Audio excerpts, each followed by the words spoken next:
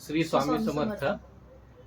तर आज आम्ही या ठिकाणी गुरुचरित्राचा जो महिमा आहे, जे गुरुचरित्र आपण कशासाठी करायचं, का करायचं, याच्याबद्दल थोडीशी आम्हाला जे अनुभव आले त्या माध्यमातून आम्ही तुम्हाला सांगायचा प्रयत्न करणार आहोत. मी जवळपास 7-8 वर्ष झाले श्री स्वामी समर्थ केंद्र दिंडोरी प्रणित स्वामींची सेवा करतो आणि मला असे खूप सारे अनुभव आले, तर ते मी आता शब्दामध्ये सांगू शकत नाही. तर मग यावेळेस काय झालं, वाईफला बसायचं होतं, तिला पण आग्रह केला जरा बस. मी मागच्या वर्षी केलं होतं का? नव्हतं केलं. कोणत्या वर्षी केलं होतं? त्याच्या मागच्या वर्षी काहीतरी केलं होतं. म्हणजे एकदा झालेलं आहे आणि आता मी सेकंड टाइम करते. आणि आम्हाला खूप चांगले अनुभव आलेले होते. तर आता मी ज्यावेळेस मार्गामध्ये आलो त्यावेळेस खूप असं अटॅचमेंट खूप चांगली होती. मी पुण्याला असताना कर्वेनगर केंद्रामध्ये अटॅचमेंट होती माझी केंद्रामध्ये, आणि मला वेळ भेटायचा भरपूर. स्टुडंट होतो, काही माझे क्लासेस चालू असायचे, आणि त्या पिरियडमध्ये केंद्रामध्ये माझं चांगलंच सेवा झालेली होती आणि महाराजांनी माझ्याकडनं खूप सेवा करून घेतली त्या काळामध्ये. आता मी घरच्या घरी करतो, पण मला केंद्रामध्ये जाण्याची हे नाही, कारण की मी सध्या पनवेलला आहे, इथे जॉब करतो, आणि केंद्र जे आहे ते कामोठ्यामध्ये 7-8 किलोमीटर इथनं. तर कधी मध्ये वेळ भेटला सुट्टीचा आम्ही तिथं जातो. पण जी केंद्राची ऍक्च्युअल सेवा, आरती म्हणा, महाराजांची सकाळची जी सेवा असते, म्हणजे पारायण जे करतो ते आता आम्ही घरच्या घरी त्या गोष्टी सध्या मी स्वतः, आणि जी पारायण वगैरे आहे ते आता घरी करतो. तर मग पारायणचं महत्व काय, पारायण वर्षातून आपल्या केंद्रामार्फत किती येतात, तर थोडंसं सांगायचा आम्ही प्रयत्न करणार आहे. तर पारायण जे आहेत आपले सप्ताह जे आहेत केंद्रामध्ये दोन वेळास होतात. एक जो आहे आत्ताचा जो दत्त जयंतीचा, त्याच्या अगोदर 8 दिवस दत्त जयंतीचे हे आपला सप्ताह आहे. आणि जे शुक्रवारी चालू झाला ना, मागच्या शुक्रवारी चालू झाला आणि आता गुरुवारी समाप्ती होणार आहे. सांगता असेल, आणि गुरुवारी दत्त जयंती. आणि हे जो आहे पिरियड जो असतो ना, थंडीचा पिरियड असतो, आणि उन्हाळ्याच्या पिरियड मध्ये जो आहे ना, आपली पौर्णिमा, गुरुपौर्णिमा ज्या वेळेस असते ना, त्यावेळेस एक आपला सप्ताह असतो 7 दिवसाचा, आणि त्या पिरियड मध्ये उन्हाळा येतो त्यावेळेस, आणि आता जो आहे दत्त जयंतीचा तो हिवाळा असतो. असे 2 आपल्या केंद्रामार्फत होतात, आणि पहिलं महत्वाचं 2 वेळेस होतात. आणि महत्वाचं सांगायचं म्हणजे पहिलं स्त्रियांना याच्यामध्ये हे भेटायचं नाही, म्हणजे सहभाग करून घेतला जात नव्हता. आपले गुरुमाऊली मोरे दादा पिटले महाराज यांच्या प्रयत्नाने त्यांनी महिलांना याच्यामध्ये जेवढं जास्त आणायचा प्रयत्न केला, खूप त्यांनी सहकार्य केलं, आणि त्यांच्या सहकार्यानं इथपर्यंत सर्वात जास्त प्रतिसाद महिलांचाच असतो पुरुषापेक्षा. आणि पहिलं महिलांना वाचायचं, गुरुचरित्राच्या पारायणाचे नियमच एवढे कडक कडक होते, आणि कुणी पण वाचू शकत नव्हतं. संस्कृत वगैरे असणार आहे त्या पिरियड मध्ये. मग माऊलींनी, पिटले महाराजांनी, दादांनी हे इतकं सोपं करून दिलं आपल्यासाठी सर्वांसाठी. जेवढी जास्तीत जास्त सेवा त्याच्यामार्फत होईल आपल्या सर्वसामान्यांची, जनसामान्यांची, ते आपल्यासाठी फायदेशीर असतं. आणि जेवढं आपण आपल्या गुरूंचा महिमा गुरूंचा महिमा आपण वाचू, खूप छान आपल्याला त्याच्याबद्दल प्रचिती येते. तर ह्याच्यामध्ये गुरुचरित्र, आपलं मन पण शांत होतं, बरोबर, घर शांत राहतं, मन शांत होतं, आपले जे सुख संपत्तीच्या गोष्टी आहेत ते इतक्या छान प्रमाणे आपल्याला त्या गोष्टीचा अनुभव मी तुम्हाला सांगतोय अशा ह्याच्यामध्ये, पण तुम्ही स्वतः तो आत्मसात करा, अनुभव घ्या, वाचा, त्याच्यानंतर ते तुम्हाला कळेल.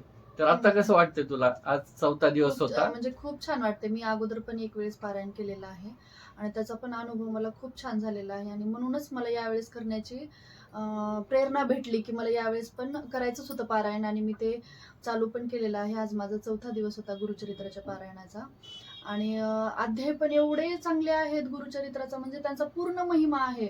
महादेवाचे आहे, नंतर श्री दत्त अवतार दत्तांचा आहे, अवधूत चिंतन श्री गुरुदेव दत्त, नंतर श्री स्वामी समर्थांचा महिमा आहे, नृसिंह सरस्वती, ह्या सगळ्यांचा महिमा आहे. आणि वाचल्यानंतर खूप छान मन प्रसन्न होतं घरात पण.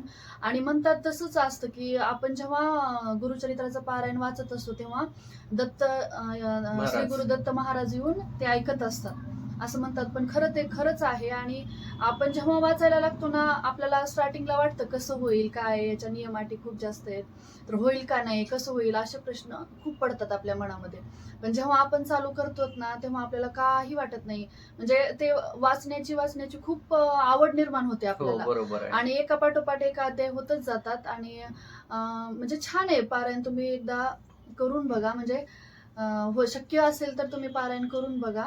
त्याचा महिमा खूप अपार आहे आणि खूप छान आहे. आणि ज्याच्या जवळ करू जेवढं शक्य होईल तेवढं आपल्या केंद्रामध्ये करायचं आहे. आणि कसं असतं केंद्रामध्ये साप्ताहिक म्हणजे दर आपलं शनिवारी असं साखळी पारायण असतं. कुणाला बसायचं असलं तिथं पण बसू शकता. पण सर्व महत्व जे आहे आपल्या ह्या 2 सप्ताहाचं महत्व आहे. कारण की याच्यामध्ये कसं असतं, सपोज आपण कसं करतो, घरी करतो, एकटं करतो किंवा आपण केंद्रामध्ये जरी असलं तरी एकटं करणार आहे. पण याच्यामध्ये कसं असतं, आता आपण केंद्रामध्ये सामूहिक करतोय 100, 125, 150, तर आपण एकटं वाचतो तर एकट्याच फळ आपल्याला भेटतं. पण याच्यामध्ये कसं असतं, जे 125 आहेत सर्वांचं फळ सर्वांचं फळ काउंट भेटतं होतं आणि ते आपल्याला भेटत असतं. आणि जेवढी तुम्ही सर्वात जास्त सेवा कराल केंद्रामध्ये केंद्रामध्ये. सामूहिकरित्या, ते खूप छान असतं आणि तिचं फळ खूप आपल्याला भेटत असतं. तर आता शक्य असेल तर तुम्ही केंद्रामध्ये करू शकता. मी पण अशी खूप इच्छा करतोय जवळ जवळ एवढं लवकरात लवकर केंद्र व्हावं. जेवढं केंद्र झालं ना तर खूप हा, जवळ आमच्यासाठी असल्यानंतर म्हणजे हा जाता येतं. जाता येतं. पार आता कसं असतं, आपले प्रहर असतात, परत रात्री महिलांचे दिवस असतात, पुरुषांची रात्री असतात. थोडासा कमी मागं पुढं होऊ शकतं त्या गोष्टीमध्ये. पण अशी एक इच्छा असते माणसाची, आपण करावं. माझी पण खूप इच्छा आहे. पण काय करू, लांब, एक तर लांब आहे, लांबच्या लांब आणि आहे. ऑफिस आणि वगैरे सगळ्या ऑफिस गोष्टी त्याच्यामुळे तर असल्यामुळे त्यांच्याकडे मॅनेज नाही होत नाही. होते. पण हेच जर आपल्या जवळपास असतं तर खूप चांगल्या प्रकारे मॅनेज झालं असतं. मी स्वामींना एक कृपा दृष्टी करायला विनंती करतो स्वामींना, की आमच्या जवळ पनवेलच्या या ठिकाणी 2-3 किलोमीटरच्या आता अंतरावर साई मंदिर झालेलं हा आहे तसं. आता केंद्र होईल व्हावं, हळूहळू. इथं केंद्र पण व्हावं, ही प्रोग्रेस अशी होते. मी त्यांच्याकडे इच्छा करतो.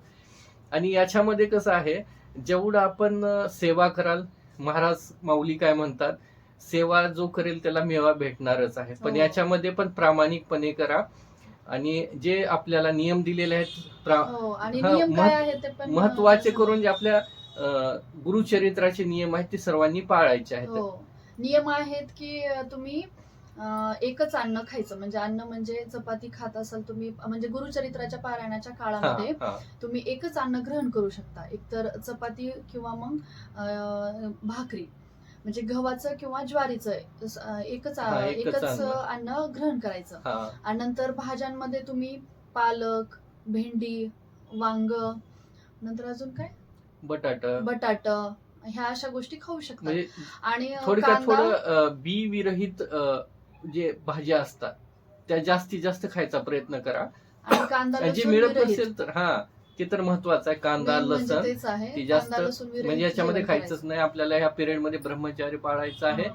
आपण झोपणार ज्या ठिकाणी आहोत त्या ठिकाणी चटई असेल चटई, चटईवरच नाहीतर झोपायचं. आणि चटईवर झोपायचं. झोपताना पण आपण म्हणजे आपल्याला जेव्हा जाग येईल किंवा मग म्हणजे जाग आली किंवा झोपताना आपण डाव्या कुशीवर झोपायचं.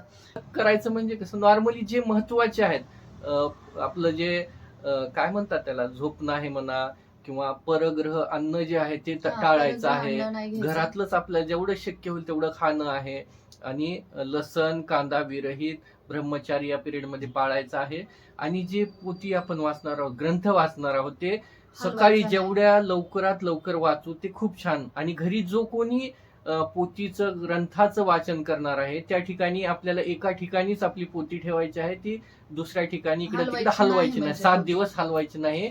तिथं आपल्याला जे असेल ती पूजा त्याच जागेवर करायची आहे. झाडून वगैरे आपण ज्या ठिकाणी बसतो तिथंच फक्त अलीकडे झाडून मारायचं, थोडंसं पुसून झाडून, घ्यायचं, रांगोळी मांडायची. कपडानं जरी आपण साफ केलं ना तरी चालेल. त्या ठिकाणी कसं असतं, झाडू जर मारला तर त्या ह्याच्यावर जायची शक्यता असते. ते कापड घ्यायचं आणि कापडानंच थोडस पुसायचा प्रयत्न करायचा त्या ठिकाणी.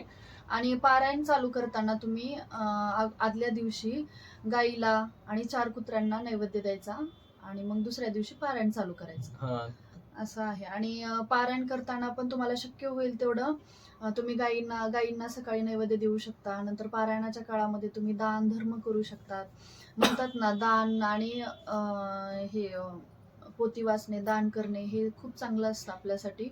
तर जेवढं शक्य होईल तेवढं हा, तुम्ही आपल्या पारायणाच्या काळामध्ये ऐपतीप्रमाणे दान करा. आपण करू शकता. आणि जर हम्म. तुम्हाला आपल्याला बाहेर वगैरे करायचं नसलं तर आपल्या केंद्रामार्फत पण त्र्यंबकेश्वर या ठिकाणी, दिंडोरी या ठिकाणी 24 तास 12 महिने तिथं अन्नदान होतं. तर तुम्ही त्या ठिकाणी पण पावती देऊ शकता. कोणी तुमच्या ह्याच्यानुसार ते तिथं हे करू शकते. शक्य होईल शक्य तेवढं होईल तुम्ही तुम्ही जसं होईल तसं तुम्हाला करा. बाहेर द्यायचं असेल बाहेर द्या, आपल्या केंद्राच्या पीठामध्ये द्यायचं असेल त्या ठिकाणी देऊ शकता. आणि सर्वात महत्वाचं या मार्फत मी तुम्हाला सांगू इच्छितो, जे आपलं 1 रुपयाचं जे दान आहे त्या दान मार्फत आपलं जे हॉस्पिटल त्र्यंबकेश्वर या ठिकाणी पीठाच्या साईडला जे तयार होत आहे त्याचा एक महत्वाचा मी एक साक्षीदार आहे. जसं स्टार्ट झालं तसं मी आपलं 1 रुपयाचं दान मी सर्व फॅमिलीचं घेतलेलं आहे. आणि याचं एक महत्वाचं सांगायचं म्हणजे आतापर्यंत माझ्या फॅमिलीमध्ये कुणालाही आजार कसलाच वगैरे आजार काहीही नाही, कसलाच कसलाच नाही. डायबिटीज नाही, हाय BP बीपी नाही, शुगर नाही, शुगर काहीच नाही, नाहीये. कसलाच म्हणजे शून्य शून्य. अशी म्हणजे एक महिमा आहे त्याचा. हे मी कधी घेतलं होतं ज्या पिरियड मध्ये माझ्या हातात नोकरी देखील नव्हती. पण मी महाराजांना हात जोडले, महाराज मी घेतोय म्हटलं, पण माझ्या नोकरीचा जेवढा लवकर होईल तेवढा प्रश्न सोडवा. माझा महत्वाचा तोच प्रश्न होता. बॅचलरचा तोच असतो. कारण की एज्युकेशन झाल्यानंतर आपलं तेच असतं ना की हो. लवकरात लवकर नोकरी भेटणं. पण मला नोकरी नाही भेटली. महाराजांनी 2 वर्ष माझ्याकडनं खूप चांगली सेवा करून घेतली आणि मी पण सेवा केली. कारण की मला त्या ह्याच्यामध्ये महाराजांनी आणि यांना ओढलं. पहिलेच हा, आवड आहे म्हणजे आवड होती. सेवा आणि करायची. पूजेसाठी पण मी दर रविवारी जायचो. महाराजांची सकाळची पूजा असायची माझ्याकडे. मी आणि एक माझा आपला मित्र एक होता. आम्ही दोघं रविवारचा दिवस घेतला होता आणि रविवारी मी नित्य नियमानं त्या ठिकाणी जायचो. मस्त महाराजांची पूजा करायचो. आरती सकाळची व्हायची. आणि ह्या सप्ताहाच्या काळामध्ये तर मी 7 दिवस तिकडेच असायचो. म्हणजे सकाळची आरती कधी दुपारची असायची किंवा रात्रीची तर असायचीच म्हणतात ना असायची. जेवढं पुण्य आपल्या अकाउंटवर हा. पडेल ते खूप चांगलं आणि माझं असतंय. पुण्य जे आहे ना ते लग्नाच्या अगोदरच करून पडलेलं आहे. ते घेतलं. पण केंद्रामध्ये झालेलं आहे. तर मी आणखीन त्या गोष्टी खूप मिस करतोय. मी जर पुण्याला असतो तर त्या ठिकाणी नक्कीच गेलो असतो. पण हे आता मुंबईचं ठिकाण आहे. मुंबईच्या ठिकाणी तुम्ही नाही ऑफिसमुळे पण शक्य होत ऑफिसचं नाही. पण आहे आणि खूप लांब पण असल्यामुळे ते हा, एक दूर पण आहे प्रॉब्लेम आणि- आहे. पण जेवढा जायचा आम्ही प्रयत्न करतो त्या ठिकाणी जातो. बरं आहे ना तुमच्यावरचं मी करते ना आता. असंच करत राहा. आणि दररोज जे आपले 3 अध्याय आहेत, 11 माळी माळी जप. स्वामींचा जप आहे आणि एक माझी गायत्री माता मंत्र, हे कधीही विसरू नका. प्रत्येकाने आपल्या परीनं कंपल्सरी करा. हे आपल्या नित्य नियोजन, जसं आपण उठतो, आंघोळ करतो, ब्रश करतो, चहा पितो, नाश्ता करतो, सकाळचं हे आपलं नित्य याचं असतं. पण ह्याच्यामध्ये आपलं महत्वाचं काय, आंघोळ केल्यानंतर आपलं देवाचं, आपल्या महाराजांचं जपा, महाराजांना विसरू नका. आणि हे महाराजांचे हे गुरु माऊलीने जे 3 आपल्याला महत्वाचे एखादा सेवेकरी होण्यासाठी ह्या ज्या गोष्टी लागतात आपल्याला, ह्या विसरू नका तुम्ही. कारण की याच्यामध्ये सगळं जग आहे. बाकीचं आपण आणि नाही तीन केलं अध्याय तरी पण चालेल. आपण हा. आपल्या म्हणजे का भूतकाळामध्ये जे काही आपण चुका केलेल्या असतात किंवा वर्तमान काळ आपला चांगला जाण्यासाठी आणि फ्युचर चांगला जाण्यासाठी त्याच्यासाठी तर हे 3 अध्याय आहेत. हो, पण ते आता प्रत्येक आपापल्या परीने घेतो ते. पण हे आपल्या मार्गामधलं हे महत्वाचं आहे की जर सेवेकरी व्हायचं असेल तर हे 3 अध्याय, 11 माळी स्वामींचा जप आणि 1 माळ गायत्री माता गायत्री मंत्र, मंत्र. ह्याच्यासाठी जर सेवेकरी व्हायचं असेल तर. आणि तुम्ही जरी सपोज आपल्याला केंद्रामध्ये जाणं होत नसेल तरी घरी करू शकता. पण हे नित्य नियमाचं करायला पाहिजे, न खंड पडता, न विसरता. आता खंड कधी पडतो की कुणी वारलं असेल किंवा काही सुतक सुतक असेल, वगैरे त्या असेल. पिरियड मध्ये तर नॉर्मल मी पण पाळतो. गावाकडे कुणी वारलं असेल किंवा काही सुतक वगैरे असेल, आम्ही पाळतो दोघं हो. पण नित्य नियमाने. सुतकामध्ये नाही चालत. सुतकामध्ये नाही, लांबूनच महाराजांना मुजरा करतो आणि ऑफिस वगैरे निघून जातो. पण अदर वेळेस मी त्या गोष्टीला, आम्ही दोघं पण त्या गोष्टीला कधी हे नाही खूप करत. करतात ते ऑफिसर. म्हणजे मी लग्न होण्याच्या अगोदर मला स्वामी समर्थ महाराज म्हणजे त्यांनी माहित होते मला आहेत हा, वगैरे माहित पण. असते. पण एवढे त्यांचा अनुभव मला माहित नव्हता किंवा हे असं असं करायचं हे पण मला काहीच माहित नव्हतं. लग्न झाल्यानंतर मग यांनी मला सगळं सांगितलं की स्वामी समर्थाचं असं असतं तसं असतं. पण तरी पण माझा 5-6 महिने वगैरे काही विश्वास बसत नव्हता. आणि आणि ते चरित्र वगैरे मी कधी वाचलंच नव्हतं ना, त्याच्यामुळे मग मला खूप वेळ लागायचा. मग मला काहीतरी वेगळंच वाटायचं, असं व्हायचं. पण आता मी म्हणजे त्यांनी मला म्हणून की नाही, कर चांगलंय, कर चांगलंय. पण मला पण अशा काही अनुभव आले की केल्याने माझं मन शांत राहत होतं. म्हणजे सगळ्याच मला घरामध्ये पण खूप छान अनुभव आले. त्याच्यामुळे मग मी पण करायलाच त्याच्यामध्ये पाहिजे ते. रुजून गेले आणि हा. मी चालू केलं मग आता की स्वामी चरित्र घेते, नंतर 11 माळी जप, नंतर गुरुचरित्र पारायण काय असेल तर घरामध्ये चालू करायचं. म्हणजे सत्यनारायणची पूजा वगैरे असं ह्या सगळं. गोष्टी तर आहेत ना, सत्यनारायण पूजा तर दर पौर्णिमा म्हणजे पौर्णिमेला दर महिन्यातून. आमच्या गावाकडे पण ते जुनं पाळलं जातं. आणि केंद्रामार्फत असल्यामुळं तर मी पोत्या सगळीकडे आणून दिलेल्या आहेत. आणि हो. ते खूप असे प्रामाणिक, वहिनी पण माझी पाळते आणि ही पण या ठिकाणी. आता आम्ही मुंबईत राहतो, देव कोणी एवढं करत नसेल घरामध्ये आमच्या, पण मुंबईत पण सुद्धा आम्ही करतो. हो, कारण की सगळं म्हणजे महाराजाशिवाय मला तर हे पर्याय नाही. नाही, आम्हाला तर पर्याय हा, नाही. कारण आणि की असं स्वामी केलं नसेल ना तर आम्हाला असं हा. काहीतरी नाही केल्यासारखं बरोबर वाटतं. आहे. कारण मन की विचलित होऊन आता जातं मागचे असं. 8 दिवस आम्ही काहीच केलं नव्हतं, तर असं वाटतच नाही ते म्हणजे काहीतरी सुतक होतं चुकल्यासारखं. आम्हाला. चुकल्यासारखं आणि वाटतं. पण ते सुतकामध्ये खूप अशी आठवण येते की आज पूजा नाही केली, आपण हे नाही केलं, ते नाही केलं, असं होऊन जातं. होतं चुकल्यासारखं. कारण की आपलं दररोजच असल्यामुळं ना. आणि सपोज तुम्हाला जर आता आपल्याला एका ठिकाणी बसूनच स्वामी चरित्र वाचायचंय, पण सपोज आपल्याकडनं कुठं जॉबला इकडे तिकडे जाताना जर वेळ भेटत नसेल मग स्वामींचा मंत्र म्हणण्यासाठी, गायत्री मंत्र म्हणण्यासाठी, तर आपण जाताना येताना, सपोज कुणी गाडीवर जात असेल, कुणी ट्रेनमध्ये जात असेल, तर त्या ठिकाणी शांत बसायचं, डोळे झाका किंवा असंच नॉर्मल मनामध्ये जप करा.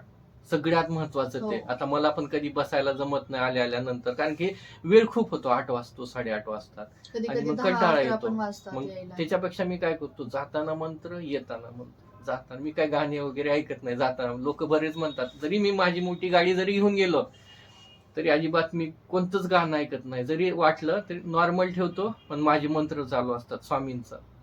आणि तेच ना, सर्वात महत्वाचं तेच तुमच्या आहे. जीवनामध्ये जे काही अडथळे असतील, अडचणी असतील, ते दूर करण्यासाठी फक्त स्वामींच आपली मदत करू शकतो. दुसरे कसं असतात, आपले जे काही आपण प्रश्न सांगायला जातो त्याच्यावर लोक हसतात वगैरे पाठीमागं, असं चालू असतं. त्याच्यापेक्षा आपण काय करायचं, स्वामी समर्थांनाच आपले जे काही प्रॉब्लेम असतील सांगायचं आणि त्यांचंच पठण करायचं, जे काही असेल ते करायचं. आणि बरोबर. त्याचा तुम्हाला अनुभव येईलच तुम्हाला, असं नाही की येणार नाही, असं काहीच नाही आपल्या होणार. इथं पण गुरु माऊली सुद्धा म्हणतात, इथं कुणी सुद्धा हे नाही करायचं. आपले गुरु जे आहेत ते स्वामी समर्थ फक्त महाराज भक्तीने आहेत. करायचं. गुरु माऊली देखील म्हणतात. माझे गुरु जे आहेत ते स्वामी समर्थ महाराज आहेत. असं एक कोणी दुसरा नाही. माऊलींना म्हणायचं असतं तर तुम्ही मलाच हे करा, असं करा, केलं नसतं का त्यांनी? आणि लोकांनी पण केलं असतं. पण ते स्वतः म्हणतात नाही, आपले जे गुरु आहेत ते स्वामी समर्थ आहेत. आणि स्वामी समर्थाचंच आपल्याला गुरुपद घ्यायचं असतं, कुणाचं दुसरं ते पण देत नाहीत. स्वतः हो. त्यांना तर काय, मग तुम्ही म्हणले असते या माझं गुरुपद घ्या. एवढे मोठे गुरु माऊली गुरुमाऊली ते आहेत सुद्धा पण. स्वामी समर्थाचं दररोज ह्या गोष्टी केल्याशिवाय बाहेर येत नाही. आणि त्यांचंच म्हणजे विचारू नका, गुरुमाऊली ते महिमाचं हा आहे, महिमाच महिमा. खूप हे आहे. आणि त्यांच्यामुळेच हा मार्ग खूप असा मोठा झालेला आहे, मोठा होत आहे. खूप साऱ्या ठिकाणी हो, गावागावामध्ये आता केंद्र पण केंद्र होत आहेत. आणि गावागावामध्ये. तुम्हाला आणि जेवढं शक्य होईल ना, तुम्ही असे सेवेखरी बनवा. तुम्हाला माहित असतील. आता माझ्या मित्रांनी, मला तर काहीच माहिती नव्हतं, माझी मोठी बहीण होती, माऊस बहीण, ती जात असे केंद्रामध्ये. तिच्यासोबत मी कधी गेलं त्या ठिकाणी तर कधी मध्ये जायचो. पण ज्यावेळेस मी पुण्याला गेलो, माझा मित्र अमोल भोसले म्हणून, तर तो मला असा कधी मध्ये केंद्रात घेऊन जायचा. मग मला थोडी देवाची आवड होती. मग त्या पिरियड मध्ये मी सारखं जायलो. मला एक आवड निर्माण झाली स्वामी चरित्राचं. नाही, तुम्ही महिमा मला करायला कळाला. नंतर तुम्हाला बरोबर आवड हा. निर्माण मग होते. बाकी हळूहळू मी त्याच्यामध्ये गुंतून गेलो. आणि कसं आहे, दुसरीकडे लक्ष देत बसण्यापेक्षा हो. सर्वात चांगलं इथं जावा. खूप मन शांत राहतं, प्रगती होते आपले. हो. कळत नाही, स्वतःची स्वतःची प्रगती जास्त झालेली प्रगती सुद्धा होते. कळत नाही. तुम्ही फक्त विश्वास ठेवा, विश्वास ठेवून जावा स्वामींकडे. एवढं मी आणि आता येणारी जी दत्त जयंती 4 4 डिसेंबरला डिसेंबरला आहे. आहे. आणि पौर्णिमा सकाळी 8:38 चालू होते आणि 5 तारखेला पहाटे 4:44 संपणार आहे. हा, तर आपलं 4 तारखेचाच पौर्णिमेचा दिवस धरायचा आहे. दिवस धरायचा. आणि 12:39 दत्त महाराजांचा जन्म असतो. तर केंद्रामध्ये खूप मोठा उत्सव असतो त्या दिवशी पण. आणि त्याच्या अगोदर 3रा का 4था अध्याय तो गुरुचरित्राचा. हा, चौथा अध्याय. चौथा चौथ्या अध्याय अध्यायामध्ये ज्या दत्तांचा म्हणजे जन्म कसा होतो, हा, काय आहे, त्याचं आणि पूर्ण वाचन आहे चौथ्या पूर्ण अध्यायामध्ये. नाही वाचायचं, पण तो अध्याय पूर्ण कसा नाही असतो, वाचायचा. दत्त महाराजा जन्म झाला की त्या ठिकाणी ते आपल्याला थांबवायचं. 41 काहीतरी म्हणजे 40 आपण काय करायचं, 12:39 आरती असते ना, दत्त जन्म हा जन्म असतो. होतो, तर मग हा. 12:39 आरती असते देवाची. तर तेव्हा ते करण्याच्या अगोदर 12:15 आपण गुरुचरित्राचा चौथा अध्याय पठण करायचा. तो पण 41 ओव्यांपर्यंतच पठण करायचा. हा. म्हणजे 41 ओव्यांपर्यंतच त्यांचा जन्म कसा झालेला आहे ते सांगितलंय पुढे त्याच्यामध्ये. वाचायचं नाही काही. पुढं वाचायचं नाहीये. 41 अध्यायापर्यंत 41 ओव्यांपर्यंतच वाचायचं आहे आणि ते आपलं होऊन जातं. आणि ते वाचण्यासाठी जर आपल्या घरामधील लोक म्हणजे असतील, सासू सासरे किंवा भाऊ किंवा मुलं बाळ जे असतील ना, त्यांना पण ते ऐकण्यासाठी बसवायचं. ते पण म्हणजे चौथा अध्याय खूप छान आहे खूप छान त्याच्यामध्ये. आहे, महत्वाचा पण आहे तो. आणि चौथ्या अध्यायामध्ये मेन म्हणजे ब्रह्म विष्णू महेश, ते तुम्हाला माहिती त्यांचा असेल ना. जन्म हेच पण जन्म 39 अनुस- 12-39 त्यांचा जन्म आहे. हा. अनुसया मातांनी त्यांचा स्पर्श केला हा, आणि हा, आणि जो ते जन्म जे जन्म दत्त झाला. महाराज प्रकटले त्या प्रकटले. छोटे बाळाच्या हो. रूपामध्ये, तर तो महिमा त्यांचा त्या महिमा ठिकाणी त्यांचा आहे. आणि पारायण म्हणजे गुरुचरित्र जर तुमच्याकडे ते हे नसेल, पोथी नसेल, तर तुम्ही मोबाईल वरती पण लावू शकतात आणि ते ऐकू शकतात. किंवा मग हा. ओव्या पण येतात त्यांच्या, ते पठण करू शकतात तुम्ही. आणि ते झाल्यानंतर मग 12:39 तुम्ही आरती करू शकतात. आरतीमध्ये पण तुम्ही दत्ताची आरती घेऊ शकता, स्वामी आपले जे समर्थांची. केंद्रामार्फत जे आरती असतात असतात ना, ते संध्याकाळची घेऊ आरती आपण घ्या त्या ठिकाणी. आणि दत्त 5 जयंती आरती. दिवशी तुम्ही जेवढं तुम्ही श्री सुक्त, श्री गणेशाय मंत्र, नंतर स्वामी चरित्र, गुरुचरित्र, हे जेवढं तुम्ही पठण कराल ते तुमच्यासाठी हा, पण स्वामी खूप चांगलं आहे. चरित्र, परत आपला मल्हारी मार्तंडाचा सप्तशती हा. आहे, याचं पठण जेवढं आणि श्री जास्त सुक्त करा. तुम्ही 16 वेळेस वाचू शकता. नंतर स्वामी चरित्राचे तर नाही, हे तर हे मार्गदर्शन कसं होतच. असतं, हे नॉर्मली आपण महाराजांची पूजा वगैरे करताना असतं. पण ह्या महत्वाचं काय आहे, ह्याच्यामध्ये आपण सप्तशती आहे, मल्हार मार्तंड आहे आणि स्वामी चरित्र आहे, याचं पारायण करायचं असतं. हा. हे जे आहे ते नॉर्मल दुसऱ्या गोष्टीसाठी आहे, ते आपण नेक्स्ट व्हिडिओमध्ये वगैरे घेऊ. कारण की त्याच सांगायचं झालं तर प्रत्येक जास्त. ह्याच्यावरती अशा वेगवेगळ्या गोष्टी खूप खूप जास्त आहेत, खूप छान आहे. हे हो. तुम्हाला पण आवडेल. आणि ज्यावेळेस तुम्ही याच्यामध्ये जाल, याच्यामध्ये गुंताल, खूप खूप बरं वाटतं, खूप डोकं शांत राहतं, मन प्रगती अशी होईल तुम्हाला कळणार देखील नाही. घरामध्ये शांतता येते, मन शांत ते राहतं. मन आहे ना, कुठून देव देतो काहीच कळत हा. नाही, तशा प्रकारचे ते असतं. बरोबर. आणि तुम्ही म्हणजे दत्त जयंती जवळ येत आहे आता, म्हणूनच आम्ही हा व्हिडिओ केलेला आहे. थोडा एक व्हिडिओच्या मार्फत एक तुम्हाला माहिती पण द्यायचा माहिती प्रयत्न करतो आम्ही. आणि हे दुसरं वर्ष आहे हिचं बसण्याचं, तर मग हिचे पण अनुभव एक शेअर करा म्हटलं तुम्हाला. नवीन हो. आहे. हळूहळू जसं जसं त्याच्यामध्ये जाईल आणखीन चांगलं कळेल, आणले. डीप हो, मध्ये आणि कळेल. मला मागच्या वेळेस म्हणजे खूप वेळ लागायचा वाचायला पण यावेळेस मला तसं काहीच झालेलं नाहीये. म्हणजे पठण केलं असल्यामुळं, म्हणजे मागच्या वेळेस पण झालं असल्यामुळं खूप लवकर पण अध्याय होतात यावेळेस. हो. आणि चांगले म्हणजे मागच्या वेळेस पेक्षा पण मला यावेळेस चांगलं समजत आहे त्या अध्यायामध्ये काय आहे काय नाही असं वगैरे. छान आहे, तुम्ही एकदा करून बघा. हा, आणि बरेचसे आपले जे प्रॉब्लेम्स असतील याच्या मार्फत, आणि कसं कुणाला नोकरीचा प्रॉब्लेम हा. असतो, कुणाला बाळाचा खूप प्रॉब्लेम खूप असतो. कमी होतात. आणि त्याचे नंतर प्रभाव कुणाला- जास्त, प्रभावावरती हे खूप परिणाम करतं. करतं. असं वाटत असेल आपला आपल्याला. जे काही प्रॉब्लेम हा. असतो तो महाराजांना सांगायचा आणि आपण गुरुचरित्र पारायण चालू करायचं. तो बरोबर. पण कसं पारायण करायचं, काय त्याचे पण खूप सारे व्हिडिओ आहेत, ते पण तुम्ही बघू शकता. तसं त्या रीतीने पण तुम्ही करू शकता. आणि मन जिथं स्वच्छ आणि निर्मळ असतं ना, तिथं तुम्ही पारायण केलेलं बरोबर देवाला हे होतं, म्हणजे समजतं असं. हा, ते तर आहेच म्हणा, सगळीकडे ते त्या गोष्टी पाहिजेच हा. असतात. तर स्वतः पण स्वच्छ मनाने करायचं. एक इनिशिएटिव्ह घ्यायला पाहिजे या गोष्टीसाठी. आणि सगळ्यात महत्वाचं तरुण पिढीने, कारण की आजकाल हो. इतकी हे होत आहेत ना. आता मी जर सपोज मी वडिलांनी केलं तर मुलगा आपोआप अशा गोष्टीकडे वळेल. जर हा. सपोज मी असं काहीच म्हणजे करणार नाही तर मग बालसंस्कार म्हणतो ना हा. आपण, बालसंस्कार याच्या मार्फत हेच महत्वाचं असतं. बालसंस्कार पण आपल्या आता लेकरावर. देवांश पण आमचा किती 5च वर्षाचा आहे, तर हे जसा मुजरा करतात तसंच तो हो. देवाला मुजरा करतो. पुन्हा मी नंतर वाचायला बसलं ना, तो माझ्यापाशी वाचायला येणार, बसतो. मांडीवर बसणार, काहीतरी इकडे तिकडे करणार, माळ देखील घेतो तो, असा हो. असा करायचा प्रयत्न करतो. मुजरा पण करायला नंतर शिकलाय त्याला तो. मी तो पण सगळं काही शिकवलं नाही, मी जसं गणपती करतो स्तोत्र ना. म्हणतो तो. पुन्हा नंतर हे महाराजांचा जो जय जयकार जय आहे जयकार तो आहे, तो तो खूप छान करतो. म्हणतो. नंतर हे काय हनुमान चालीसा म्हणतो. हनुमान चालीसा. नंतर आता विश्वात्मके देव हे पण त्याला पूर्ण पाठ आहे. म्हणजे त्याला कसं घरात ते बघून बघून बघून तो करतोय, म्हणजे आम्ही त्याला काही सांगितलं नाहीये की असं वातावरणाचा कर खूप तसं कर महत्वाचा म्हणून. इफेक्ट असतो त्याच्यावरती, आणि ह्यांच्यासोबत बालसंस्कारावर. आणि लहान लेकरांना जेवढं लवकर लक्षात बसतं म्हणतात ना, त्यांनी 1-2 वेळा पण पठण केले की त्यांच्या बरोबर हो. लक्षात बसतं. हो. त्याला गणपती स्तोत्र आम्ही 1-2 वेळेसच म्हणजे असं ऐकलं असेल त्यांना, तो म्हणतो. तो इव्हन हे पण गणपतीची आरती देखील तो म्हणतो आमच्यासोबत. आम्ही आरती करतो ना सकाळी, बरं. तर आमच्यासोबत सोबत तो म्हणतो असे. तर म्हणजे कसं- बालसंस्कार पण खूप छान आपण होतात. केलं तरच लेकरावरती. आजकाल म्हणतो की बाबा लेकरं शिकत नाहीत किंवा असंच होईल तसंच होईल, पण ते आपल्यावर पण आपल्यामध्ये डिपेंड पण असतं. असतं. आपण जसं कराल तसं करतील लहान लेकरं करतात, कारण की ते एक मातीचा गोळा असतो. जसं आपण त्याला घडवू तसं ते घडणार असतं. मग त्याच्यासाठी आपण व्यवस्थित राहिलं, व्यवस्थित अशा गोष्टीकडे वळलं, अध्यात्माकडे सगळ्यात महत्वाचं. जिथं विज्ञान थांबतं तिथं अध्यात्म हो, चालू होतं चालू होतं. म्हणतात. हा, आणि ते मी विश्वास ठेवतो. बाकीचं मला माहित ना, कोणी ठेवू न ठेवू, आम्ही तर विश्वास ठेवतो. ठेवतो आणि आमचं पूर्ण घर आणि पण प्रगती जी आहे ती महाराजामुळेच आहे. माझी जी आहे माऊलीमुळे आहे, महाराजामुळे आहे.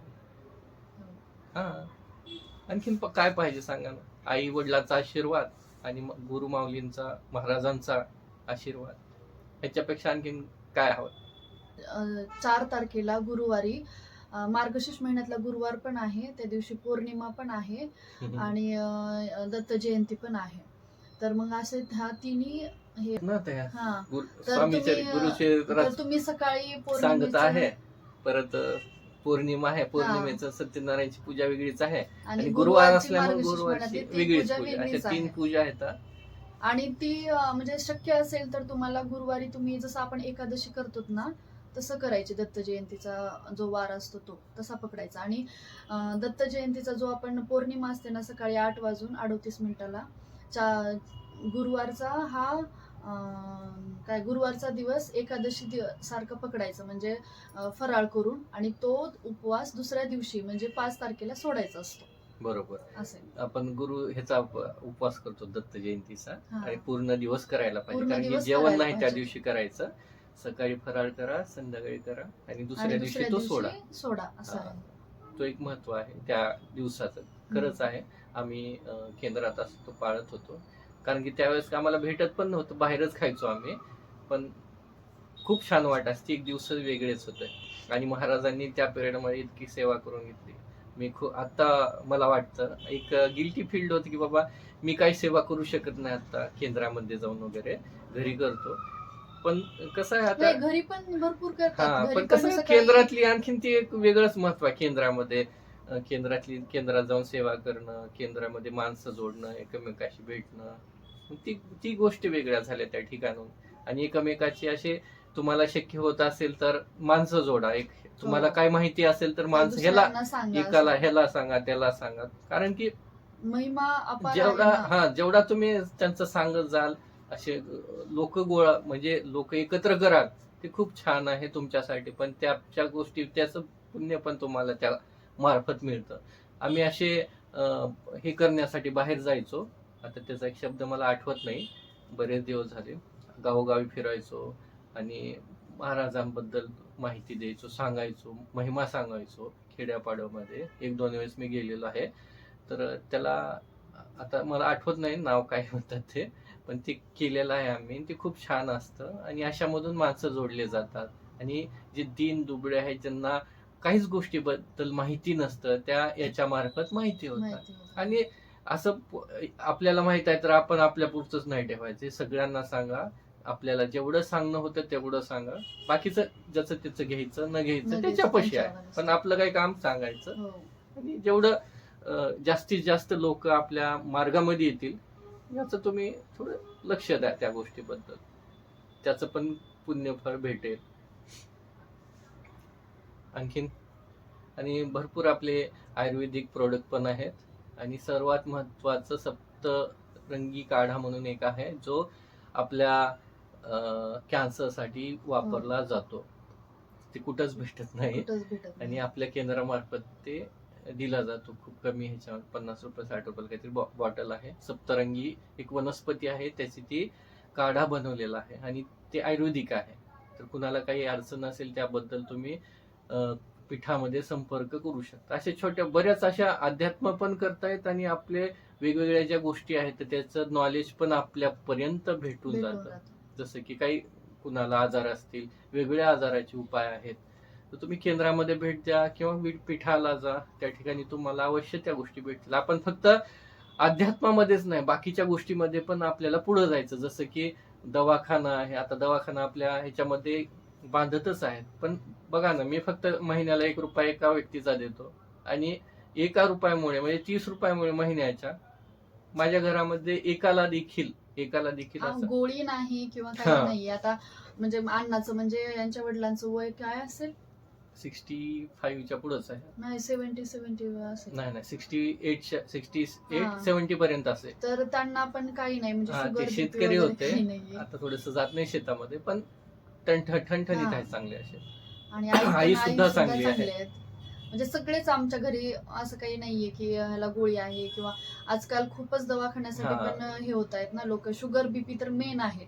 इवन बरोबर. हे म्हणजे वय पण नाहीये शुगर बीपीला. 20, 25, 30 पर्यंत लगेच शुगर बीपी होत आहेत. हे 15 पासून 15 चालू पासून होते चालू शुगर आहे. बीपी. मग त्याच्यामुळे पण खूप सारे प्रॉब्लेम होत हा. आहेत. त्याच्यामुळे हे ठीक आहे ना, म्हणजे आपण करू शकतो थोडं थोडं आपल्या ह्याच्यामधनं.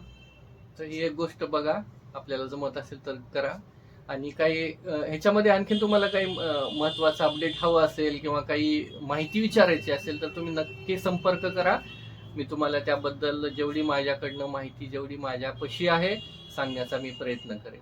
आणखीन काय असेल तर नवीन व्हिडिओमध्ये तुम्हाला सांगेनच. आमचा व्हिडिओ आवडला असेल तर नक्की लाईक करा, सबस्क्राईब करा. थँक्यू. धन्यवाद. श्री थँक्यू. स्वामी धन्यवाद. समर्थ. श्री स्वामी समर्थ. अवधूत चिंतन श्री गुरुदेव दत्त.